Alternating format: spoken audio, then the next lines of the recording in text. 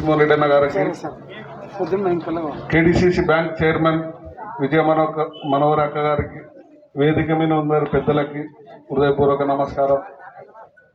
జిల్లా అధ్యక్షుడు శివారెడ్డి అన్న గారు చెప్పినారు, పార్టీ విధానాలు, జగన్మోహన్ రెడ్డి గారి ఆలోచనలు అన్ని చెప్పినాడు. అందరి ఆలోచనలు కూడా అవే. ఇంకొకటి, ఫస్ట్ ఇంటర్మీడియట్ తర్వాత యువతకు మంచి భవిష్యత్తు, డిగ్రీ అంటే రాజకీయంగా కూడా యువజన విభాగం కానీ విద్యార్థి విభాగం కానీ రాజకీయ ఎదుగుదలకు మంచి అవకాశం ఉండే ఇవే మంచి ప్రతి పార్టీలో కానీ వీళ్ళిద్దరికి మంచి అవకాశాలు వచ్చినాయి. రాబో రోజుల్లో ఇంకా మంచి పదవులు రావాలని కోరుకుంటున్నాము.